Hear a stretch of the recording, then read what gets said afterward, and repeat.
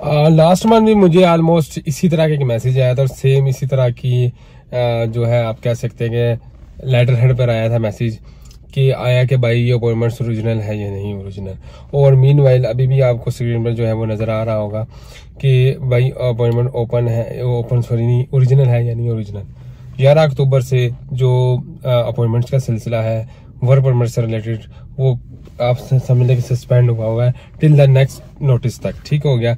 और ये जो अपॉइंटमेंट है, ये जो स्क्रीन पर आपको नजर आ रही होगी, ये टोटली फेक्ड है। और ये जो मासूम लोग होते हैं, जिन लोगों को ना कंप्यूटर का पता होता है, ना आगे का पता होता है, ना पीछे का पता होता है, सिर्फ उनको ये इस चीज का पता होता है कि हमने सिर्फ और सिर्फ बाहर जाना है और हमारा कंसर्न सिर्फ और सिर्फ बाहर जाने से रिलेटेड है।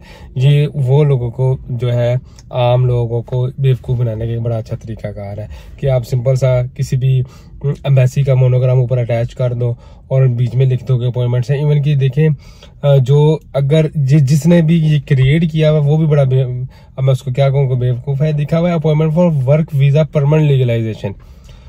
वर्क वीजे के अंदर लीगलाइजेशन होती ही नहीं है और जो सब्जेक्ट है वही इन्होंने गलत मेंशन किया। चलो यार, अगर आपने इतना फेक काम करना है, थोड़ा सा अकल यूज करते हुए सिर्फ इतना सा मेंशन कर दो कि ये वर्क वीजा की अपॉइंटमेंट है। नहीं, इन्होंने लिखा appointment for work visa permanent legalisation, ठीक है, लीगलाइजेशन है।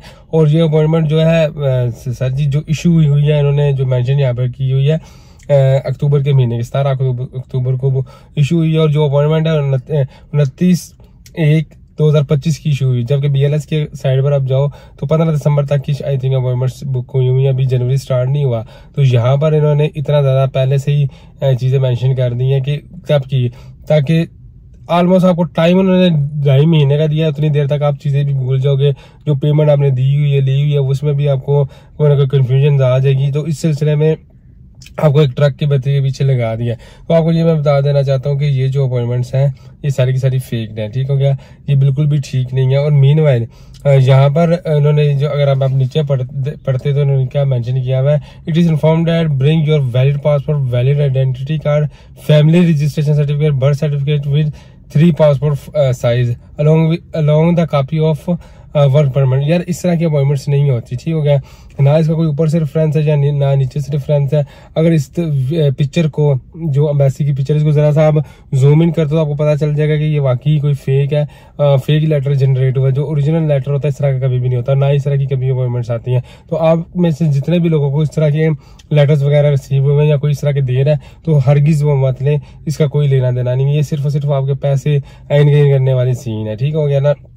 तो जब भी आप इस तरह के काम करते हो या अपॉइंटमेंट से रिलेटेड चलते हो तो हमेशा ऑथेंटिक सोर्सेज से आपको अपॉइंटमेंट लेटर अगर मिलता है तो वो ही लिया करें। इस तरह के जो रैंडम से कोई भी फोटोशॉप पे बैठ कर बना दे तो वो वाले कभी भी आप ना लेटर कभी भी मत लिया करें, उसका कोई भी फायदा भी नहीं होता, ठीक है। इसका कुछ भी फायदा नहीं है, ना इसके ऊपर का सिर का पता है ना पाँव का पता है। तो ऐसे जो लेटर्स है उससे इज्तनाब आप जितना कर सकते हैं करें।